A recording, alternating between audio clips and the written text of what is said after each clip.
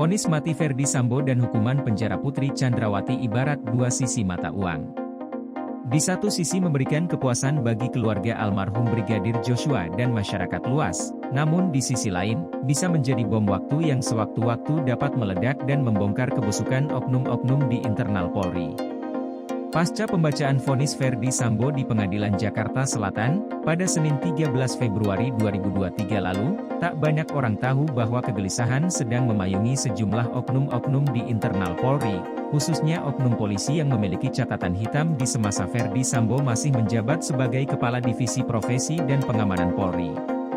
Kekhawatiran terbesarnya adalah, vonis maksimal hakim menciptakan dendam pada diri Ferdy Sambo mengungkap semua kebusukan di internal Polri. Penelusuran podcastnews.id di internal Mabes Polri menggambarkan situasi dan kondisi tiarap, alias tak berani macam-macam pasca Ferdy Sambo ditetapkan sebagai tersangka. Salah satu yang menjadi sorotan dalam persidangan adalah buku hitam yang tak pernah lepas dari tangan Ferdy Sambo. Bahkan ketika hakim mendesak Ferdy Sambo memberi penilaian kepada terdakwa obstruction of justice mantan Karopaminal Polri, Hendra Kurniawan, Ferdy Sambo terlebih dahulu membuka catatan buku hitam tersebut.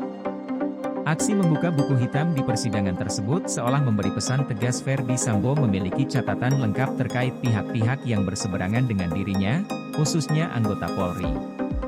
Buku hitam itu ditenggarai sebagai buku dosa para oknum polisi busuk.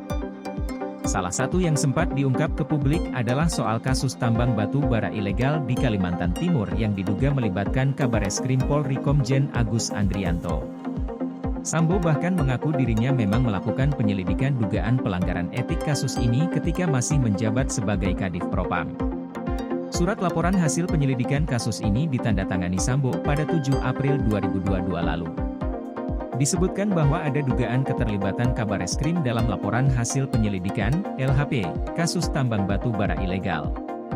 Arman Hanis, kuasa hukum Ferdy Sambo berkilah bahwa buku hitam tersebut hanya sebatas catatan harian seluruh kegiatan Sambo sejak menjabat sebagai Kasubdit 3 Direktorat Tindak Pidana Umum Bareskrim Polri, kala ia masih berpangkat Komisaris Besar. Pertanyaannya, jika buku hitam hanya sebatas catatan kegiatan harian, mengapa analisa kinerja Brigjen Hendra Kurniawan ada di buku itu? Ada potensi tidak mengikuti skenario saya. 15 tahun Hendra di Propam dan 1,5 tahun saya bergabung dengan terdakwa Hendra ini dari data yang saya miliki cukup keras disiplin internal yang dilakukan oleh Biro Paminal, kata Sambo. Dari data yang saya miliki ini memang cukup keras penegakan disiplin internal yang dilakukan oleh Biro Paminal. 214 di tahun 2001 personil Polri ini sudah dilakukan operasi tangkap tangan. Ini prestasi tapi tidak pernah terekspos karena ini terkait internal. Nah kemudian itulah yang kemudian menjadi penyebab saya khawatir dia memiliki potensi untuk tidak bisa mengikuti skenario saya. Ketua Indonesia Police Watch, IPW, Sugeng Teguh Santoso, menduga buku hitam Ferdy Sambo bukan sekadar catatan harian. Namun, juga memuat catatan nama-nama jenderal polisi yang diduga menerima suap dari perusahaan tambang di Kalimantan Timur. Informasi yang diperoleh podcastnews.id, buku hitam tersebut saat ini diduga dititipkan di tangan Arman Hanis, kuasa hukum Ferdy Sambo. Bukan tidak mungkin buku hitam ini akan memainkan peranan penting sebagai alat bargain atau alat tawar kepada oknum-oknum perwira tinggi Polri, tanpa diminta bergerilya melobi keringanan hukuman Ferdy Sambo di tingkat banding, kasasi maupun peninjauan kembali. Informasi seputar intervensi mempengaruhi majelis hakim sudah santer terdengar sejak sebelum Hakim Imam Wahyu Santosa CS memvonis mati Ferdy Sambo. Hal tersebut diungkap oleh Menko Polhukam Mahfud MD. Ada yang bergerilya, ada yang ingin Sambo dibebaskan, ada yang ingin Sambo dihukum, kan gitu. Tapi kita bisa amankan itu di kejaksaan. Saya pastikan kejaksaan independen. Saya pastikan kejaksaan independen. Tidak terpengaruh dengan gerakan-gerakan bawah tanah itu. Artinya informasi itu bukan sekedar rumor atau isu belaka. Pasca vonis mati Ferdy Sambo, sejumlah analisa di media massa maupun media sosial beredar menggiring opini peluang Ferdy Sambo selamat dari ancaman vonis mati lewat KUHP baru.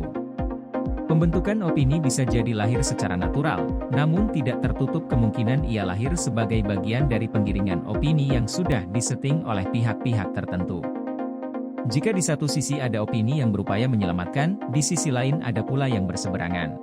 Salah satunya praktisi hukum dan ahli hukum pidana Boris Tampubolon. Boris menegaskan KUHP baru tidak akan mampu menyelamatkan Ferdy Sambo dari hukuman mati. Boris merujuk pasal 100 ayat 2 KUHP baru, di mana disebutkan adanya syarat, yaitu pidana mati dengan percobaan 10 tahun harus dicantumkan dalam putusan.